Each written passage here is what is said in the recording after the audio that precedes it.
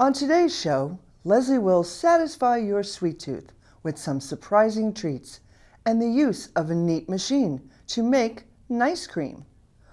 Also, tips about washing your vegetables and fruits, and an important tip about parchment paper.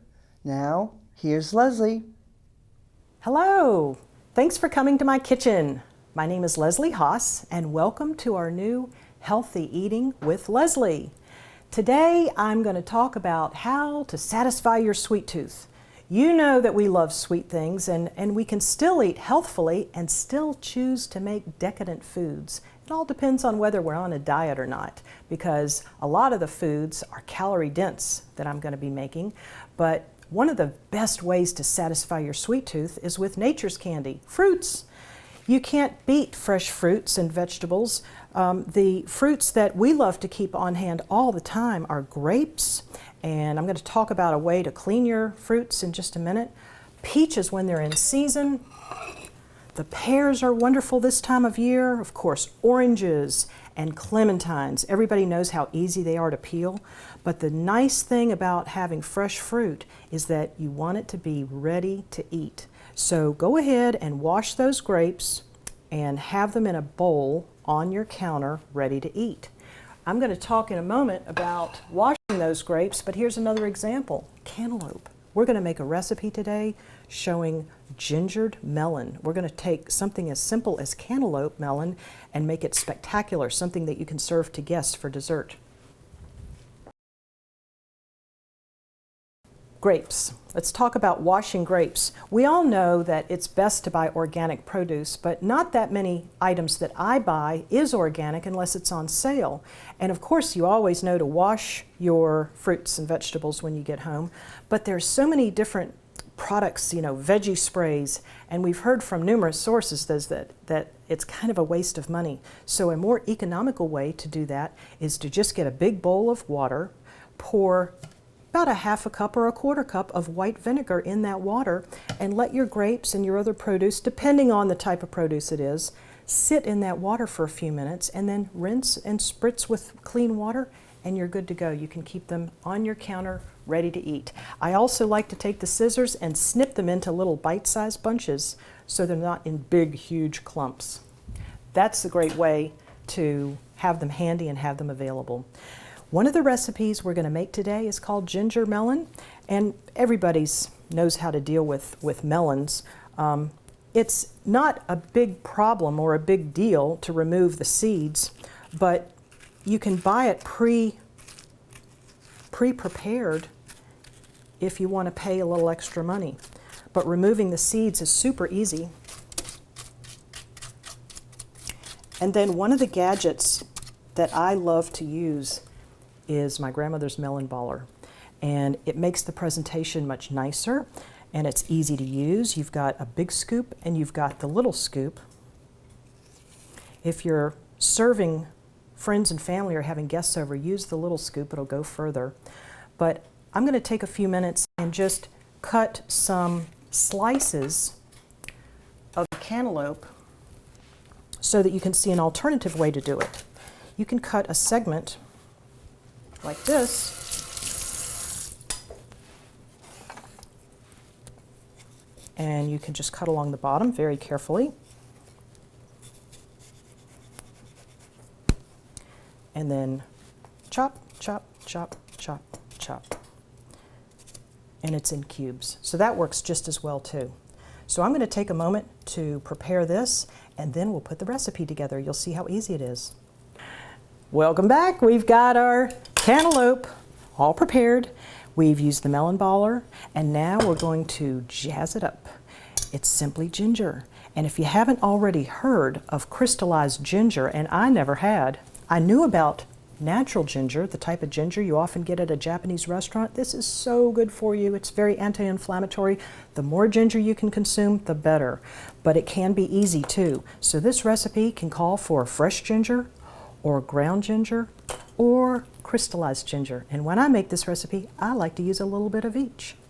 So I'm going to first cut off a little nub of my real ginger and show you this microplane.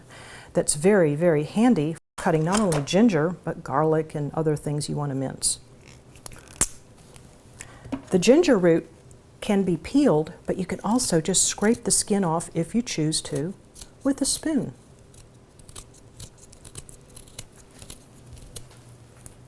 I'm not going to use very much because a little bit goes a long way when it's fresh.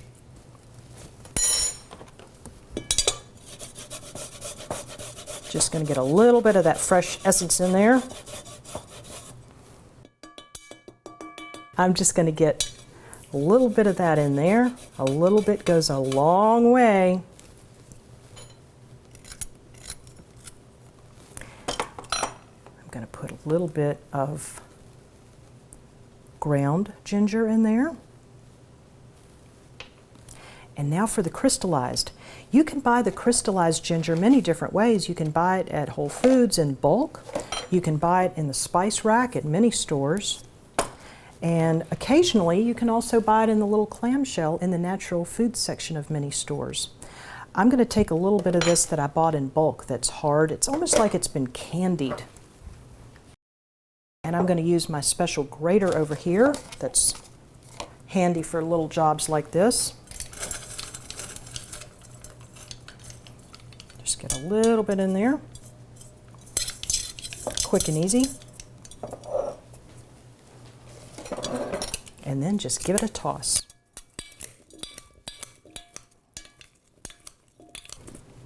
It's that simple. All we need to do is get a nice coating. You can put it back in the fridge and let it chill for half an hour. Just let those flavors kind of meld together. One of my favorite ways to serve this is in a little martini glass with a sprig of mint.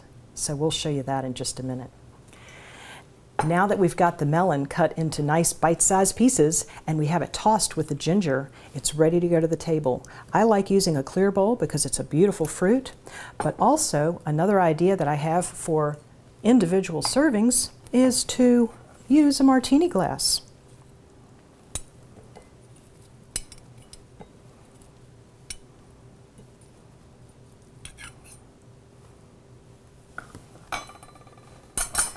And add a little sprig of fresh mint. The taste and the aroma is fantastic. So who wouldn't be proud to serve this at home?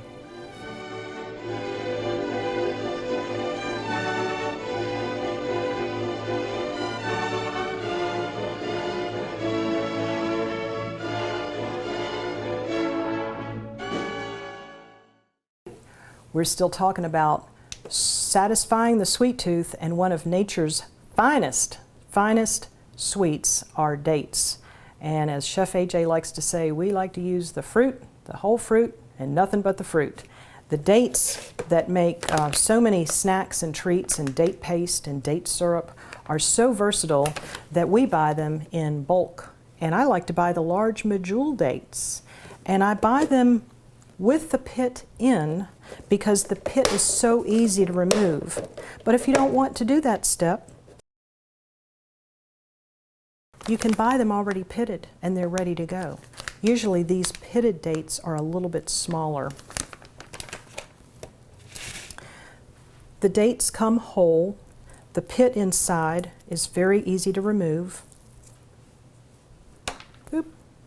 There it is, it's very small. And I usually cut these with a simple knife, cut them right in half, remove the pit, and you're left with what looks like a little canoe. For a great treat to make, not only to eat at home, but to put on a party platter, put a little dollop of nut butter inside the date. Here I've used almond butter, and top it with an almond. They make great snacks. They're super healthy. They've got the whole fruit, all the fiber you need, and lots of vitamins and minerals. So this makes a great snack to have around the house or to take to a party. Okay, continuing on with the theme of satisfying your sweet tooth, this is one of my favorite all-time decadent, delectable dishes. It's again by Chef AJ, and it's on page 160 of her book, Unprocessed. This is not a diet-friendly recipe, but it is a healthy recipe. Why? Because we're using the fruit, the whole fruit, and nothing but the real fruit, and it's dates to the rescue again. When I'm making this particular recipe, I will typically just buy the least expensive dates that are smaller. I'll save the big medjool dates when I'm serving them whole. But we're going to use our food processor in just a minute, and we're going to be grinding these up. So it doesn't really matter whether or not you want to get the most expensive ones. But if you're like us and you buy in bulk at the area Whole Foods or the Sam's Club warehouse, you can buy these for a great price, and these are the good medjool dates. We buy them with the pit in because they're moister and they're going to grind up in the food processor more easily and more thoroughly. This recipe is so simple. It just has very few ingredients, and if you love chocolate, this is definitely going to satisfy your chocolate sweet tooth. For a long time I wondered what I was ever going to use my cacao powder, the Hershey's cocoa baking powder. I've always thought of it as. You can buy the generic, you can buy the Hershey's brand, or if you're really a aficionado, they have the fancy pants cacao powder that you can get on Amazon or online. And this is very exotic, but it's better quality, and this is what we use for various recipes when taste really counts. This cacao powder is going to be mixed with walnuts, dates, and cacao powder and vanilla, and that's it. And we're going to put them in the food processor in just a moment, and the recipe for this is going to be available for you, and you're going to see how easy it is to create some really delicious treats that you can keep in your freezer in bite-sized pieces that you can either take to a party or you can keep in your very own freezer, your choice. I did make a modification though in this presentation. This is already calorically dense, but I decided to top them with pistachios, crushed pistachios. So you don't have to do that. And also I want to point out that the recipe I'm doing today is 1/2 of the ingredient list. It's all the ingredients, but it's 1/2 the yield because I have a small food processor. So instead of 2 whole cups of walnuts, 2 cups of dates, I just don't eat sweets as often as I used to anymore. So I've cut that recipe in half. So we're going to get started. First ingredient is a cup of walnuts.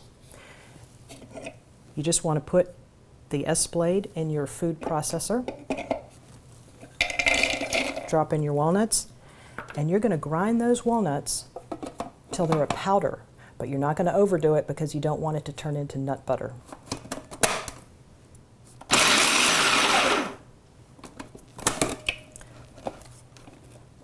That's about good. We can do it a little bit more, but they're going to continue to process when I add the cocoa and the dates.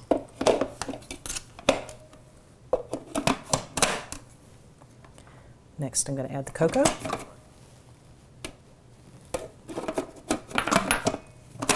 Process that. Oh yeah, I wish you could smell the chocolate. Now I'm going to add 1 cup of dates.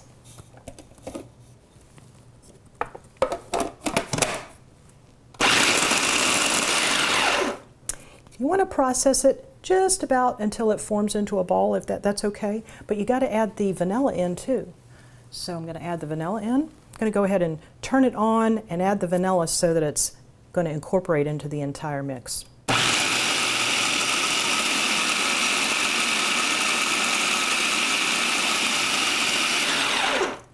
That is it.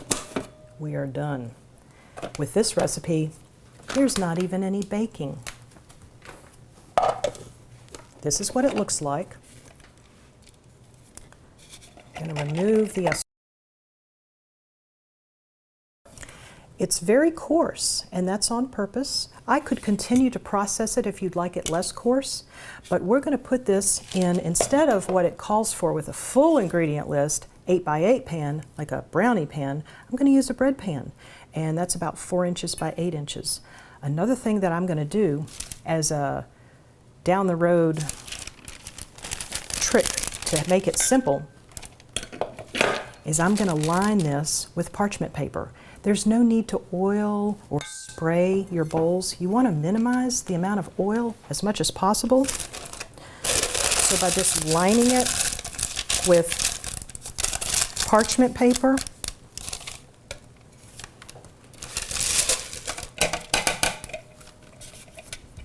once it freezes, I'm going to be able to lift this bar frozen out of the freezer, and I'm going to be able to then cut it into bite-sized pieces.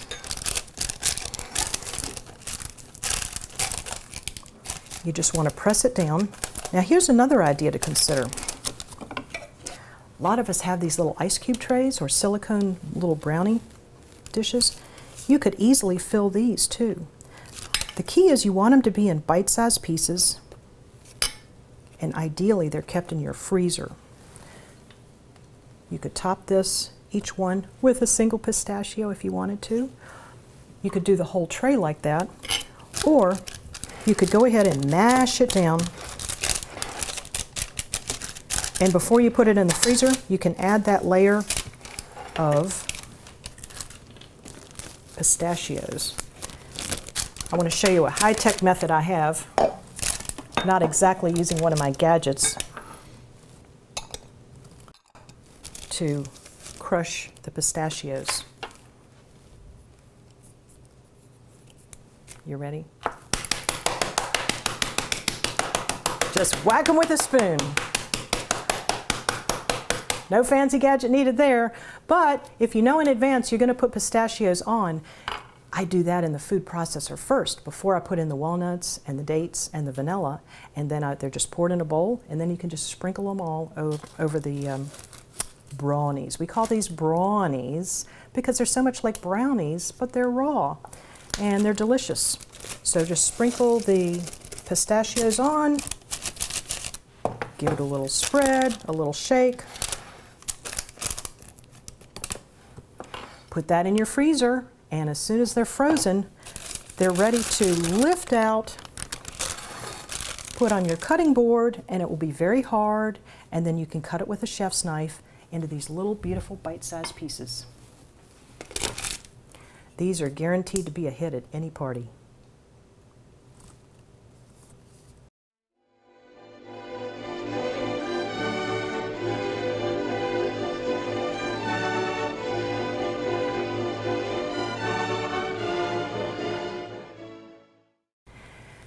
We're still satisfying your sweet tooth, and we've got some very, very delicious treats that I think you'll like having at home and with guests that you invite over. You all love ice cream. Well, who doesn't? But we're going to make ice cream without the dairy, without the eggs, and it's going to be delicious. I call it nice cream.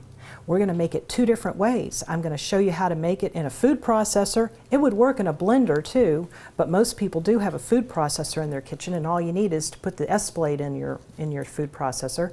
And then I'm going to introduce you to a brand new machine, new to me. It's called the Yonanas, and it's going to make ice cream using fresh fruit, frozen, and it's going to come out just like a soft serve.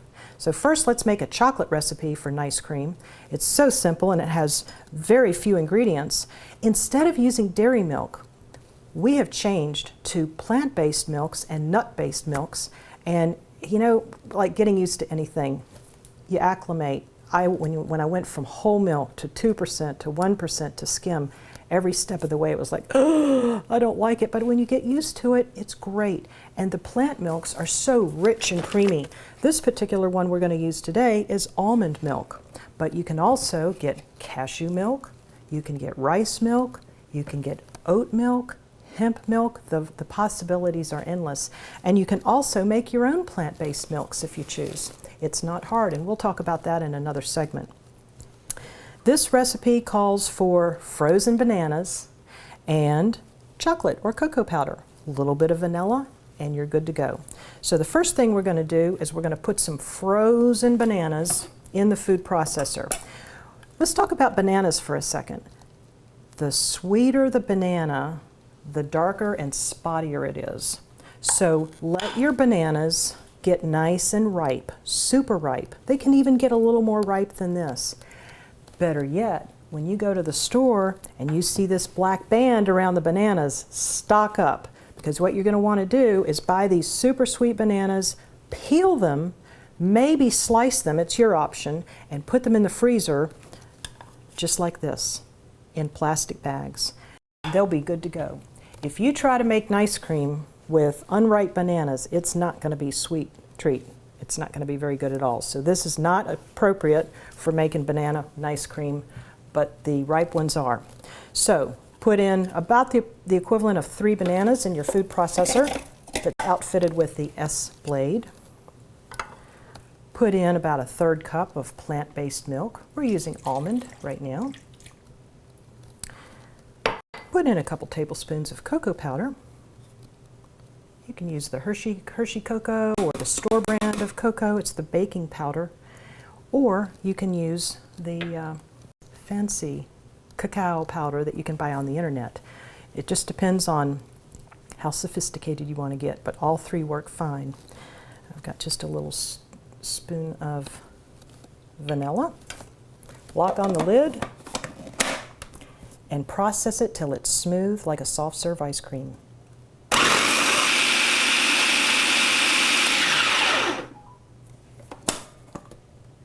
Perfecto. That is the consistency that is really perfect. All the banana's been incorporated into the mix, the cocoa, the vanilla.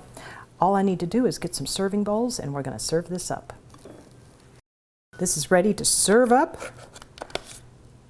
and eat up.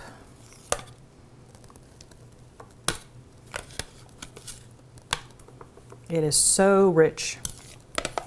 And it's healthy too. The fruit, the whole fruit, and nothing but the whole fruit.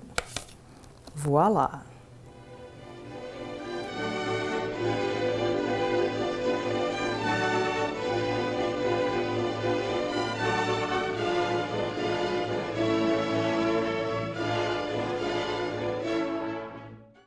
Okay. We're ready for another ice cream, and this one is going to be just as delicious as the chocolate ice cream.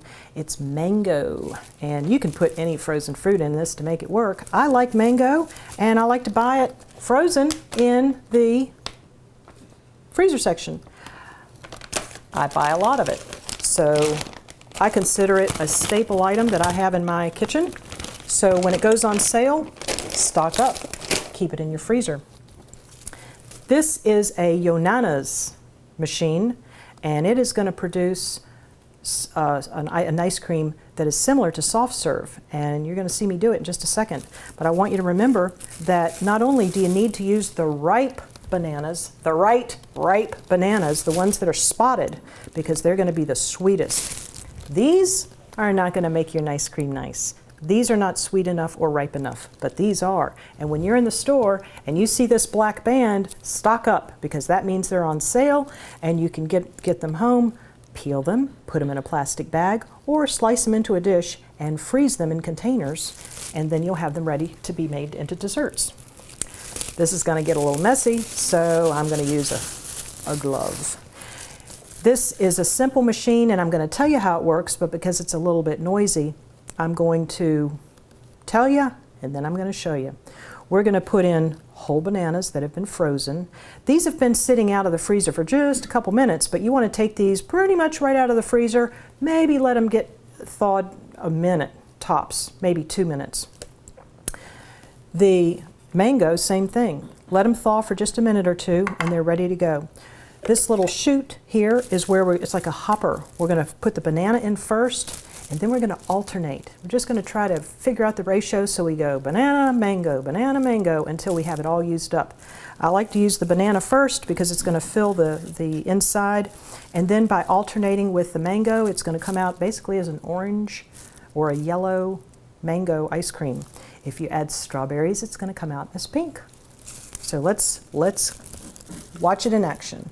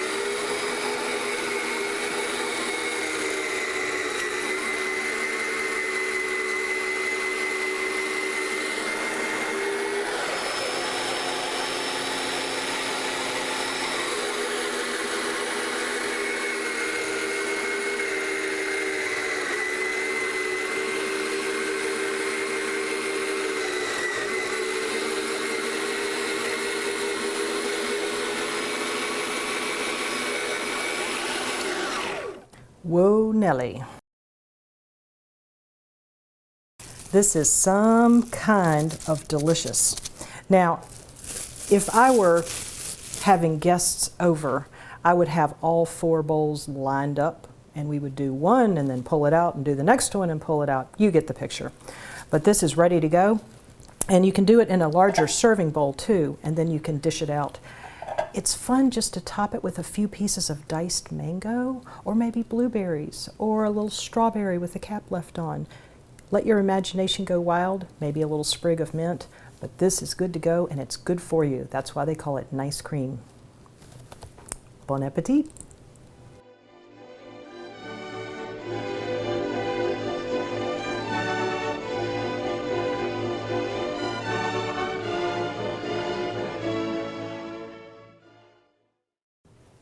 Remember, it's never too late to start eating healthy, and please stay tuned to Sun City TV for more tips and tricks and recipes coming your way. Thanks for watching.